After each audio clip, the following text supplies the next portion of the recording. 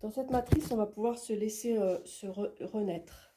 Il y a Marie qui s'est avancée à ce moment-là pour dire cette renaissance va nous permettre, le but c'est que l'on puisse se dresser.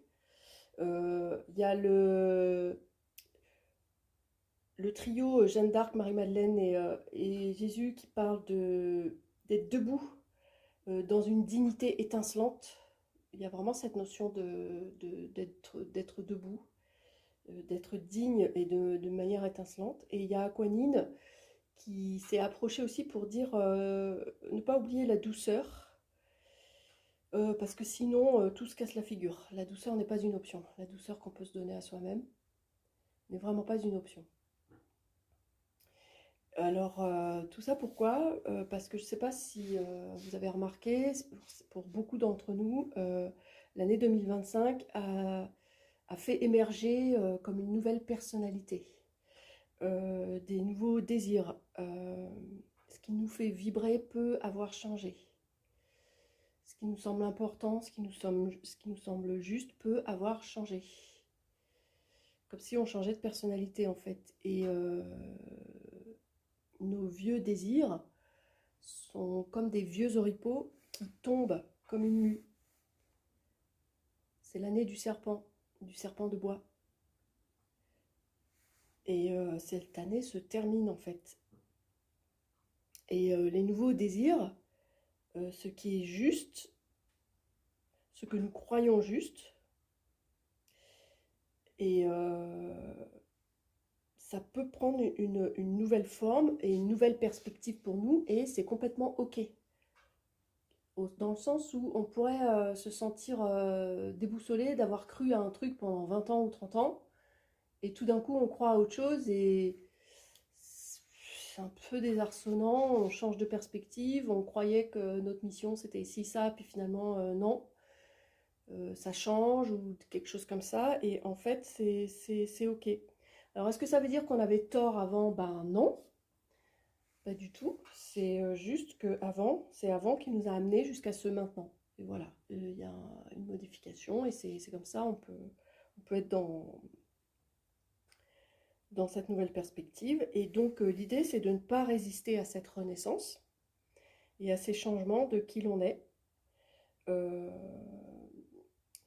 et ces changements, en fait, avec l'arrivée du cheval de feu en février, c'est l'énergie, on va passer de l'énergie du serpent de bois à l'énergie du cheval de feu. Et là, c'est une énergie très yang qui va nous faire passer à l'action. Et donc, on va être embarqué avec cette nouvelle énergie, cette nouvelle perspective, cette nouvelle personnalité à partir de février. Et donc, c'est OK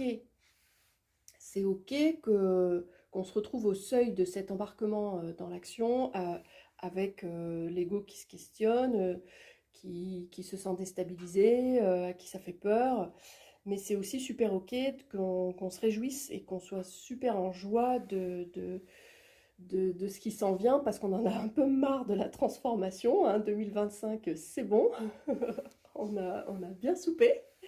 Et place à l'action en 2026, et ça va sans doute faire du bien.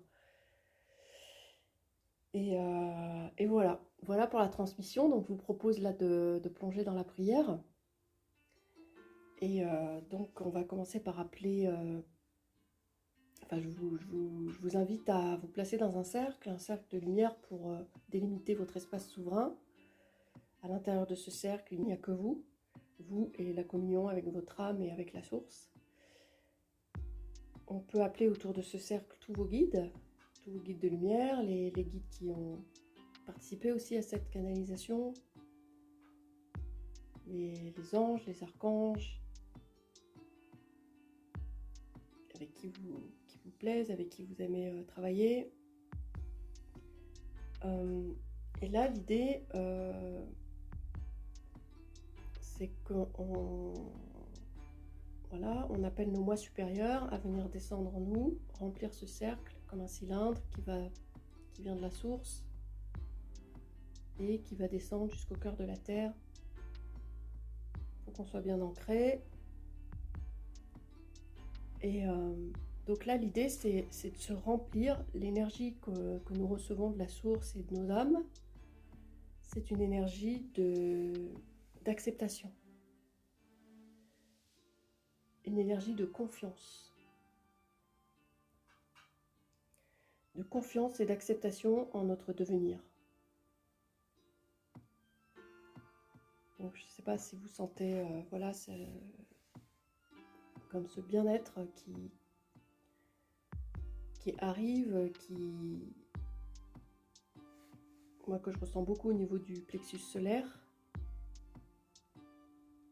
Souvent, le plexus solaire, chez les travailleurs de lumière, c'est vraiment un des chakras qui est très pilonné, qui est très, très abîmé. Donc là, ce chakra peut reprendre de la puissance et c'est tout à fait logique, hein, avec le passage à l'action qui va nous attendre en 2026. C'est bien que ce chakra soit en forme et solide. Et nous recevons en réalité beaucoup de cadeaux si nous les laissons venir.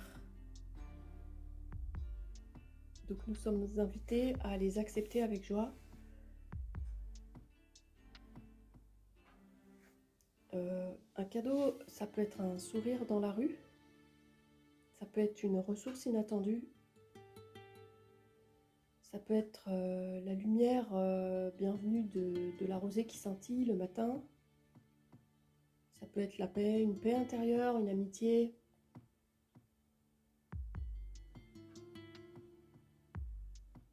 Toutes ces bénédictions que nous recevons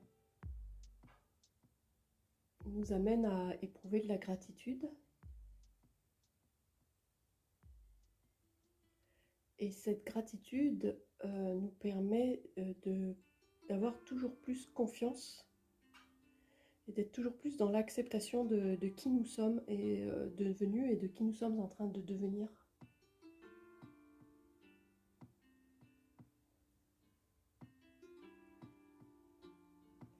Et cette confiance, cette acceptation, ces bénédictions, surtout la conscience des bénédictions qui coulent sur nous en permanence, eh bien,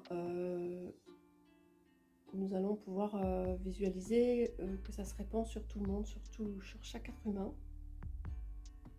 Chaque être humain qui est prêt à recevoir ça, qui est prêt, qui l'accepte dans son libre arbitre. Ceux qui ne l'acceptent pas seront imperméables à cela, à cette énergie d'acceptation, à cette énergie de confiance en la vie, dans le renouveau, dans le passage à l'action qui attendent les gens, dans les virages à 180 degrés parfois pour certaines personnes, dans leur métier, dans leurs relations, dans ce qu'ils croyaient important pour eux et qui est complètement en train de changer, et que c'est ok en fait qu'ils puissent vivre ça comme un moment de joie, d'exaltation, de surprise, d'émerveillement.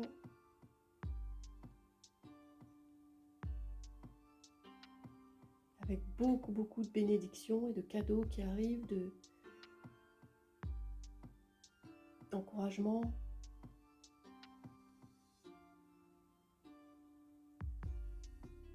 Avec cette connexion à la terre qui permet aux gens de se sentir en sécurité.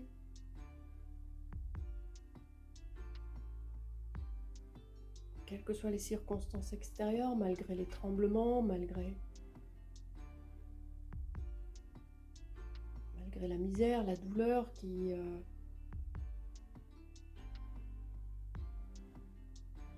très en relief en ce moment dans le monde. C'est important de garder cette lumière, de rester dans cette lumière, de rester dans cette prospérité, de joie, de paix, d'abondance, d'équilibre, parce que ce qu'on me dit, c'est que nous sommes les navires en fait de ce qui va rester en flottaison et qui va pouvoir montrer en fait le chemin de ne pas sombrer. Et donc maintenant, je vais vous inviter à prendre une minute ou deux pour prier pour vos proches, ceux que vous aimez, vos animaux, vos lieux.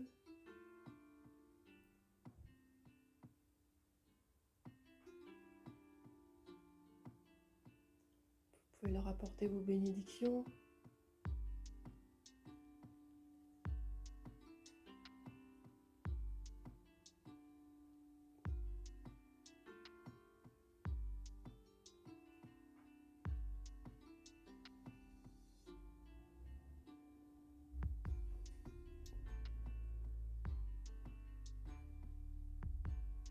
Que tout se passe au mieux, le plus grand bien de tous.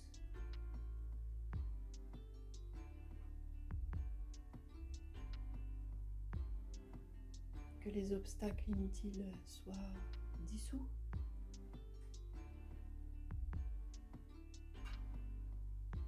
Et que chacun chemine vers sa plus grande lumière.